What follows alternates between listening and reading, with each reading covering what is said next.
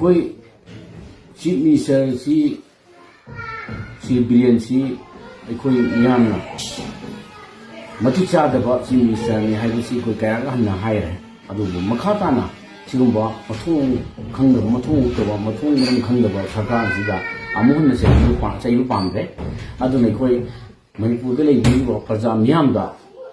कईगुंबा मुसु सिंगुप पामे अया मरम केनो दंदा कोई अचुम सिगुंबा मथों उतबा चीफ मिनिस्टर सिना सानबा लीला दे कोई मैतै खोगी सेंगलबा मैतै खोगी इशोरी लाइनी हाइदना अखोइना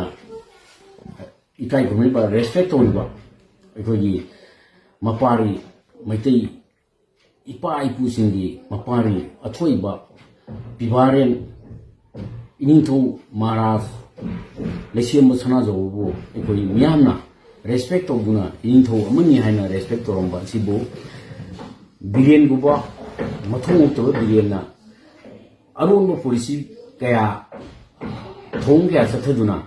निंथौगी फजरबा तरुबा निंथौगी असिगुंबा फंबाल असिबु इजे खुंगोयगी करमाना खुंगोये हाय मतमदा हौजी लेसेम सनाजौबा इंडिया की पार्लियामेंट राज्यसभा की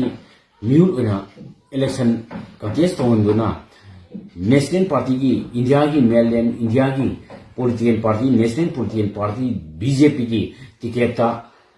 वोट लेबुना राज्यसभा की मेंबर इलेक्टेड होइरे वोट काहरे मसी इलेक्शन से लाक्टिंग मंगदुना बिलियन लांग थाक्तुना मणिपुर तोान सिविल ऑर्गेनाइजेशन क्या सेन लेजरीब इनिंथौबु लाना लमजिंदुना सिरी बिलियन होगिब चहीदा इलेक्शन राज्यसभा की इलेक्शन पांथोक्ट्रिङैदा मांगजौना निंथौदा स्कॉट सिपाही पीरे हाइदुना नमथाक तौदुना निंथौबु सिलेंब सारगा मरौ लैबा अदुगुंबा बिलियन की थौंना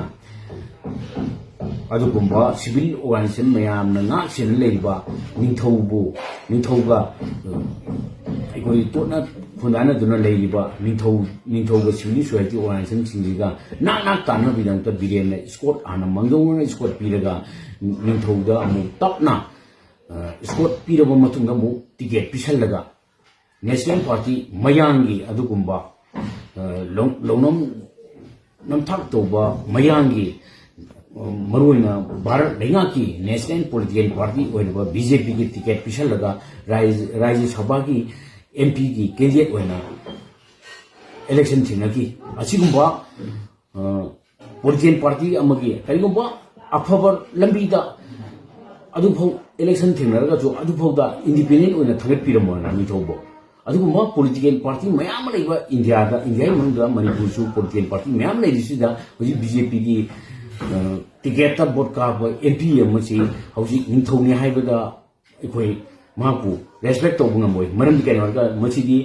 निंथौगी कोनुंगदबु बीजेपी की फिरान थेकबा बीजेपी की ऑफिस ओइसलाबा असिदा निंथौगी कोनुंगु बीजेपी की ऑफिस ओइसलाबा फिरान थेकलाबा सिबोन थेकलाबा असिदबु अखोइना मथौ करमना नन बीजेपी ओइबा कांग्रेस सीपीआई तोान पॉलिटिकल पार्टी मैमना बीजेपी की निंथौबु अतोप पॉलिटिकल पार्टी ने रेस्पेक्ट तौफी तौसु तौफी तौर अखोजु तौर मरम हौजी निंथौगी फम हांग लाइन लौए मरम हौजी एमपी चक्रब निंथौ राज्यसभा की एमपी चक्रब निंथौ फम हांग लै मरम मणिपुर की निंथौ अहांब फमसी हनक हौजी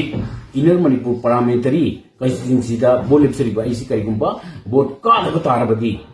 तारबदी निंथौगी फमसी अयाकपु अइंगोंदा मणिपुर प्रजा मियामना निंथौगी फमसी सिनबी होइदुना अयाना खुरुमजरी मणिपुर प्रजा मियामना।